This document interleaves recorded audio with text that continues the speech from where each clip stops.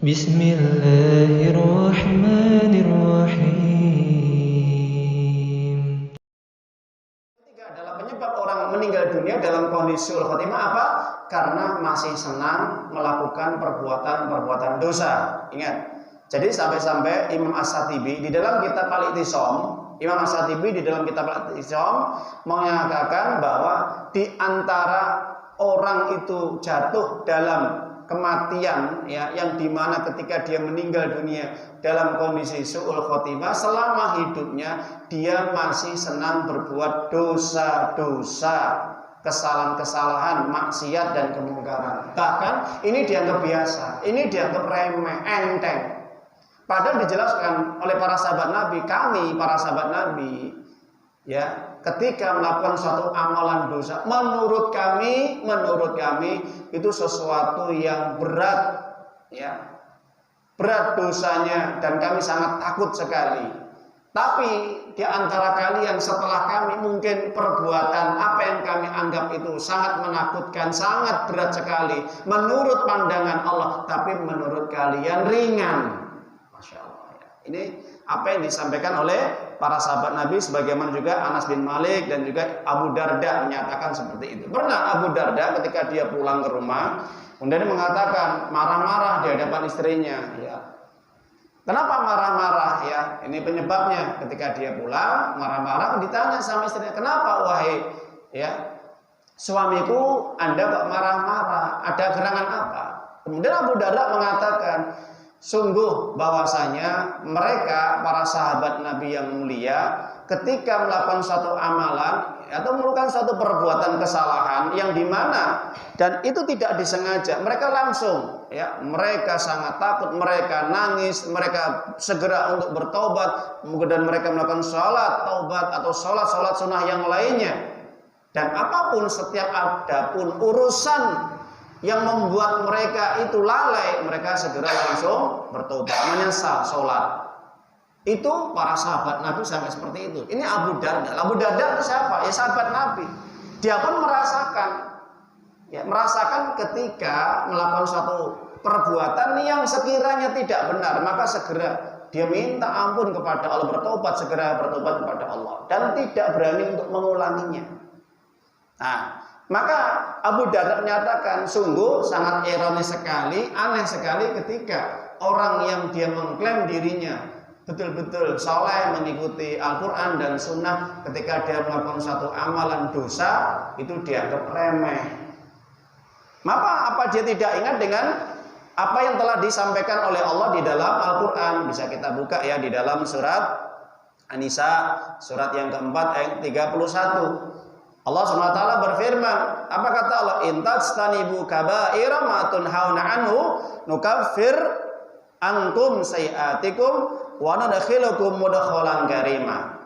Di dalam Al-Qur'an surat An-Nisa surat yang keempat ayat 31, apa kata Allah? In tajtanibu kaba'ir ma tunhauna anhu. Seandainya kalian meninggalkan perbuatan dosa-dosa. Di sini para ulama mengatakan kaba'ir.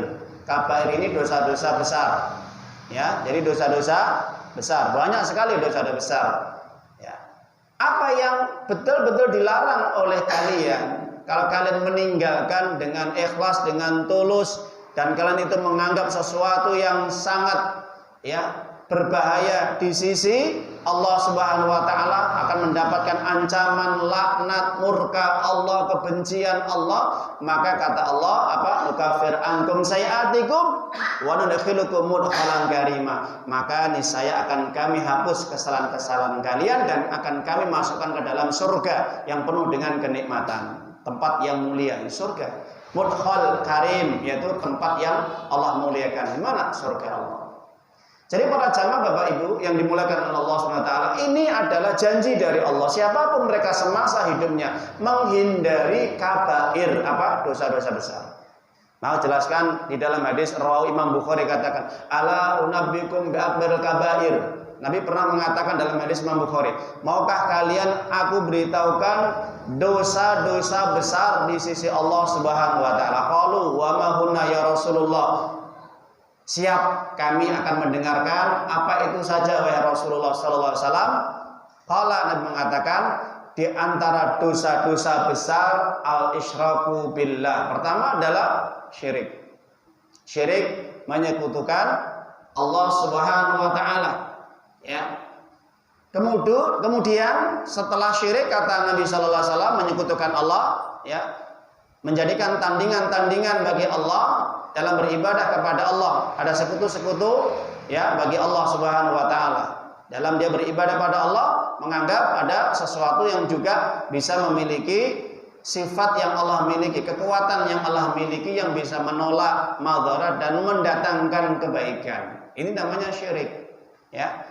Jadi menyamakan sifat yang menjadi kekhususan bagi Allah atau perbuatan yang itu adalah perbuatan miliknya Allah, itu disamakan dengan makhluknya. Itu namanya syirik. Nah itu. Tapi para jamaah Bapak Ibu yang dimuliakan oleh Allah, jadi kalau kita perhatikan di dalam hadis ini, yang kedua adalah uququl walidain. Uququl walidain apa? Durhaka kepada orang tua. Jadi yang kedua termasuk dosa besar durhaka kepada orang tua. Ya. Kemudian yang ketiga apa itu? Wa syahadatuz zur, persaksian palsu, saksi palsu. Ya. Atau juga katakan juga ya, orang yang dimana bersaksi yang tidak benar. Dia tidak melihat, katanya melihat. Dia tidak mendengar, katanya mendengar. Dia tidak tahu, katanya tahu. Bohong, dusta. Ini menjadi saksi. Padahal dia membuat opini yang tidak baik. Nah, ini sering. Kadang-kadang kalau di pengadilan ya, membuat satu persaksian yang palsu. Jadi mereka-mereka yang membuat persaksian palsu di pengadilan, menuduh ini, menuduh itu dan sebagainya, padahal tidak ada bukti, tapi dengan tuduhan-tuduhan ini dibuat-buat, ya, maka jelas ini masuk dalam kabair, dosa besar. Nah ini para jamaah Bapak Ibu. Juga di antara dosa-dosa besar apa yang disebutkan oleh Nabi Shallallahu Alaihi Wasallam, kalau kita lihat ada 7 dosa besar yang membinasakan. Nabi Shallallahu Alaihi Wasallam pernah mengatakan dari sahabat Abu Hurairah radhiyallahu anhu, hadis ini riwayat Imam Muslim. Apa kata Nabi? Nabi mengatakan, ya, hendaknya kalian menjauhi dosa-dosa besar, ya, 7 dosa besar. 7 sab'atul mubiqat.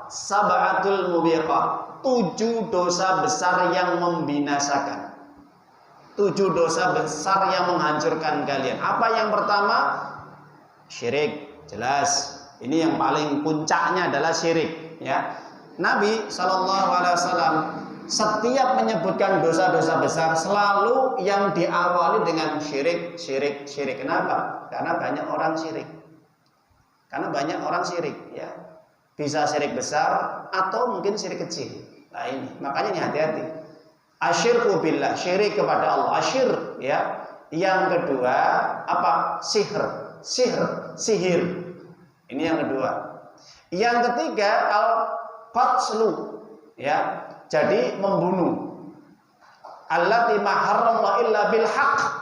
Membunuh seseorang atau manusia yang dimana diharamkan oleh Allah kecuali dengan alasan yang benar. Membunuh dengan alasan yang benar bagaimana? Ya, jelas perang, membunuh musuh, ini alasannya jelas. Kalau sudah perang maka nggak ada di situ kok membunuh kemudian dapat kisos, ya. Tapi kalau membunuh tanpa alasan yang dibenarkan, seperti hanya persoalan sepele, gara-gara tidak bayar utang dibunuh, gara-gara mungkin diselip, ya, itu akhirnya emosi dibunuh. Gara-gara tidak bayar utang dibunuh. Gara-gara mungkin orang tua, ya, tidak membelikan motor atau sepeda dibunuh, ya. Gara-gara mungkin punya anak lagi dibunuh. Nah itu dianggap membuat takut miskin, ya. Atau gara-gara cekcok persoalan sepele masalah urusan tanah saling membunuh, atau urusan warisan, rebutan warisan saling membunuh. Jadi membunuh tanpa alasan yang dibenarkan, maka jelas ini. Padahal ini dosa yang besar, masuk dalam dosa yang besar setelah syirik dan sihir. Kemudian juga di antara dosa besar juga apa? Yaitu mereka yang aklul malil yatim, memakan harta anak yatim, ya. memakan harta anak yatim. Maksudnya adalah ketika dia mengasuh anak yatim, maka hak-hak anak yatim ini tidak ditunaikan dengan benar. Harta anak yatim dihabiskan, ya, tidak diberikan semestinya. Ini mengambil hak anak yatim, memakan harta yang batil. Wala ta'kulu amwalakum bainakum bil batil, kata Allah. Jangan sekali-kali kalian makan harta di antara kalian dengan cara yang batil. Ya, Bapak Ibu. Nah, ini jadi bagi para pengasuh-pengasuh anak yatim yang punya yayasan-yayasan, maka harus hati-hati. Ketika memang itu haknya anak yatim, maka harus ditunaikan dengan benar. Nah, itu. Kemudian juga termasuk ya wa aklur riba, memakan harta riba. Yang kelima, memakan harta riba. Nah, orang kalau sudah senang bergelut dengan riba, ini kadang-kadang sulit untuk meninggalkannya, Bapak Ibu, ya. Orang yang makan riba, rentenir, menggandakan uang, pinjam meminjam, utang piutang, ya, atau yang dinamakan al-qardu, ya, pinjam meminjam, utang piutang. Kalau utang piutang atau pinjam meminjam yang di mana di situ ada penggandaan, ada tambahan, ada bunga, maka disebut riba. Kata para ulama usul fiqh mengatakan kullu qardin jarra manfaatan fa ya riba. Segala apapun kalau itu terkait dengan transaksi utang piutang, nah ternyata ada tambahannya. Pinjam 1.000, jarak 1 minggu, ya, kembaliannya 1.500. Pinjam 1 juta, jarak 1 bulan, kembali 1.100.000. Maka tambahan dari utang yang pokok tersebut, baik itu nilainya kecil 0,1% atau 0,01%, apapun kalau itu manfaatan, ada tambahannya, maka fahuwa riba. Maka para ulama ahli fikih mengatakan riba. Hati-hati. Ya, jadi Bapak Ibu yang masih hutang piutang, baik itu utang uang atau tukar menukar uang, ya. Nanti kalau musimnya biasa Ramadan mendekati Idul Fitri, banyak orang yang jualan uang dengan alasan itu sebagai jasa. Ya, bahasanya kan halus, jasa. Nah, itu. Jadi bahasa riba itu sekarang apa? Jasa. Ya, bukan riba, ya. Di situ nggak ada kalimat ribanya, ya. Jadi jasa, tukar menukar uang, ya. Karena alasan apa? Nah, itu kan mereka bekerja. Nah, itu. Bekerja hanya tinggal menunggu saja orang tukar, nanti dia dapat bonus, dapat tambahan. Jelas ini riba. Maka orang riba jelas ini masuk dalam dosa besar, disebutkan di dalam Al-Qur'an, ya. Apa kata Allah di dalam Al-Qur'an surat Al-Baqarah, ya? Fa in lam taf'al fa'danu biharbi minallah. Ya. Kalau mereka tidak berhenti dari perbuatan riba, maka saksikanlah, kata Allah, mereka akan diperangi oleh Allah dan Rasulnya sampai hari kiamat nanti. Artinya di dunia mereka hidupnya tidak berkah, di alam kubur mendapat siksa. Itu orang yang selalu makan riba, baik itu saksinya, baik itu kurirnya, baik itu penjaganya, sapamnya, baik itu juga termasuk resepsionisnya, baik itu juga termasuk sekretarisnya, baik itu bos mandornya, manajernya, apapun yang terkait dengan transaksi riba, yang bawa uangnya dan sebagainya. Mereka yang bekerja atau mereka sebagai nasabah yang makan hasil riba, jual beli dengan adanya riba, adanya bunga, ya, KPR rumah, KPR mobil, ada juga termasuk utang piutang, kredit motor dan sebagainya, mobil. Kalau itu ada penggandaannya, ada tambahnya, maka termasuk bagian daripada riba. Itu yang kelima, ya, 7 dosa yang membinasakan. Yang keenam, kata Nabi Shallallahu Alaihi Wasallam dalam hadis Imam Muslim, katakan sab'atul mubiqat, yaitu mereka watawalla yamujahfi, mereka yang lari dari peperangan karena pengecut, ya, lari dari peperangan karena pengecut. Bagaimana ketika terjadi perang, berkecamuk, lari langsung tunggang langgang, padahal teman-teman sedang perang, dia lari, tinggalkan teman-temannya. Nah, ini yang dimurkai oleh Allah. Kecuali kalau lari dalam rangka untuk membuat strategi baru, ya, kemudian cara baru untuk menghadapi musuh kembali, itu nggak ada masalah. Yang ketujuh adalah apa? Waqud muhsanat al-mu'minat al-ghafilat, kata Nabi, yaitu menuduh wanita yang baik-baik yang beriman itu dianggap berzina, dianggap serong, dianggap pelacur ini dan itu. Tuduhan itu tidak benar. Maka orang yang menuduh ini masuk dalam dosa besar. Jadi para jamaah Bapak Ibu, orang seperti ini kalau dia tidak bertobat, ya, dalam hidupnya dia melakukan banyak perbuatan dosa besar, masih banyak lagi menghina, mencaci maki, melaknat, kemudian memfitnah, kemudian ghibah, rasan-rasan, ya. Kemudian termasuk apa Bapak Ibu? Orang yang meninggalkan sholat, nah itu masuk dalam dosa besar juga, ya. Ini dia tidak bertobat, masuk dalam su'ul khatimah. Naudzubillah min dzalik. Naudzubillah min dzalik, ya. Jadi hendaknya kita jauhi dosa-dosa besar para jamaah. Jangan kita anggap itu biasa, ya. Jangan anggap itu alah nanti kita penting istighfar, tobat. Kita nggak tahu. Ketika kita melakukan suatu dosa besar, ternyata kematian hadir saat itu. Nah itu.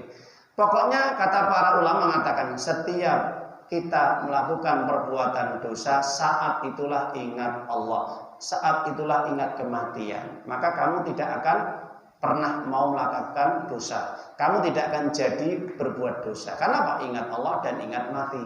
Ingat itu ya para jamaah. Mau berzina, mau minum khamr, mau sabung ayam, mau apa saja, ya, makan riba tadi, menghina saudaranya, mencaci maki saudaranya, memfitnah saudaranya, ya. Dan juga mengajak saudara berbuat maksiat ini dan itu. Ingat mati, ingat Allah Subhanahu wa taala, bahwa Allah hadir selalu di hadapan kita, di belakang kita, di samping kita. Nah, itu. Para jamaah Bapak Ibu yang dimuliakan oleh Allah Subhanahu wa taala, sebelum kita tutup, pesan dari Nabi kepada kita semuanya. Pernah suatu hari Nabi Shallallahu alaihi wasallam memberikan wejangan, nasihat kepada Ibunda Aisyah radhiyallahu taala, istri Nabi yang mulia. Di dalam hadis, ya, Sahih rawahu Imam Ahmad, dikatakan Nabi pernah memberikan pesan kepada Ibunda Aisyah, istri Nabi. Ya Aisyah, wa iyyaki wa muhaqqiratid dunub, fa inna laha minallahi taliban, fa inna laha minallahi taliban. Apa kata Nabi sallallahu alaihi wasallam? Wahai istriku, ya Aisyah, jauhilah perbuatan dosa-dosa yang kamu anggap ringan. Ya, yang kamu anggap ringan. Ini masuk dalam dosa-dosa kecil. Mungkin para ulama memberikan tafsir terkait dengan hadis ini. Apalagi dosa besar. Dosa besar, bahaya lagi. Hati-hati kalian, jauhilah muhaqirat nut itu maksudnya apa? Sesuatu yang membuat kamu nanti binasa, celaka ketika kamu meninggal dunia sampai nanti di akhirat. Kenapa? Nanti pada hari kiamat kata Nabi sallallahu alaihi wasallam itu akan dituntut taliban. Kamu akan dimintai pertanggungjawaban. Kenapa? Karena Allah mengatakan inna sam'a wal basara wal fuad kullu ulaika kana anhu mas'ula. Surat Al-Isra ayat yang ke-36. Sesungguhnya pendengaran, penglihatan, hati semua akan dimintai pertanggungjawaban nanti di hadapan Allah. Untuk apa? Aku memberikan mata untuk melihat yang seperti apa, melihat yang baik atau melihat yang buruk, ya.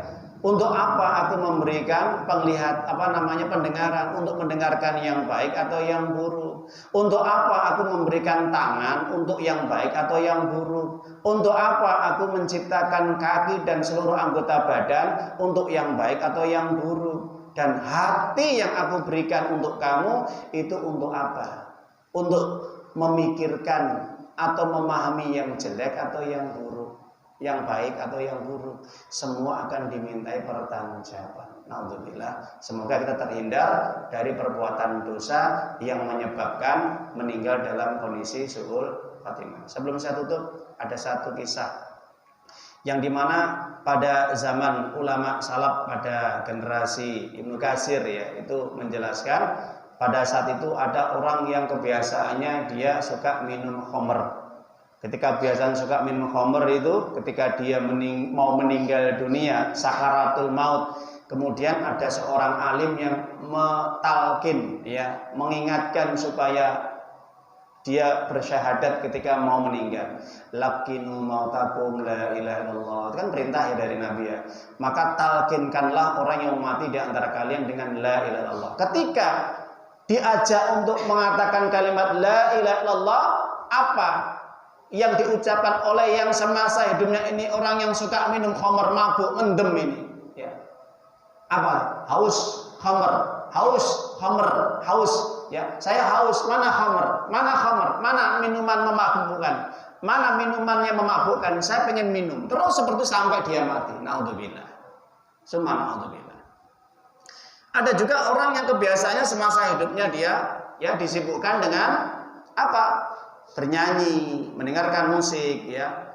Maka ketika dia sakaratul maut, ada seorang dari kerabatnya yang mentalkinnya. Ini yang ditulis oleh Imam Az-Zahabi juga dan juga Ibnu Katsir dalam kitab mereka ya.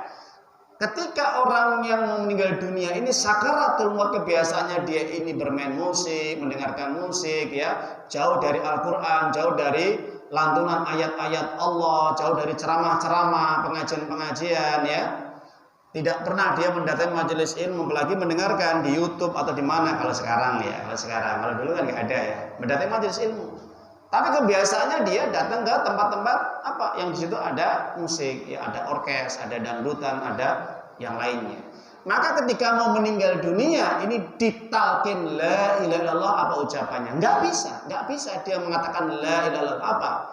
Ayo berjoget, ayo berjoget, ayo berjoget. Dia kalimatnya keluar dari mulutnya apa? Ayo nyanyi, saya pengen nyanyi. Dia nyanyi akhirnya, dia bernyanyi, ya. Naudzubillah min dzalik ya. Jadi para jamaah Bapak Ibu, disinilah Rasulullah mengatakan innamal a'malu bil khawatim. Sesungguhnya amal itu tergantung nanti bagaimana kondisi akhir kehidupannya. Itu yang menentukannya. Jadi orang ketika mengalami su'ul khatimah, mati yang buruk disebabkan karena perbuatan dosa yang dia lakukan, itu berpengaruh kepada saat dia mau mati. Terus dibawa sampai dia mau mati. Kenapa? Saya katakan sekali lagi, orang ketika meninggal dunia itu tidak lepas dari 3 yang menyertainya. Ada yang mengatakan 4. Hawa nafsu, dosa yang dia lakukan, syahwat, yang 1 tambahan lagi syaitan. Ingat, 4 ini, hati-hati. Itu setiap orang mati itu menyertainya. Kalau itu bisa dihindari, nafsunya bisa dikekang, menjauhi dosa-dosa, dan dia bisa menghambat syahwatnya, dan dia bisa menghindari godaan setan yang menuntun dia untuk kekufuran atau dosa, maka dia selamat. Insya Allah meninggal husnul khotimah. Kalau tidak, jangan berharap bisa meninggal dalam kondisi husnul khotimah.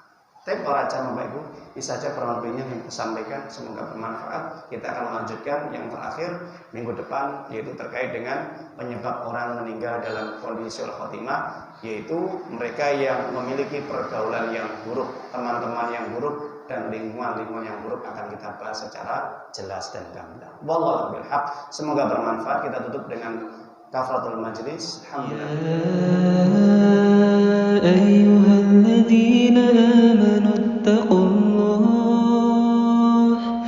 ittaqullaha haqqa tuqatih wa la tamutunna illa wa antum muslimun.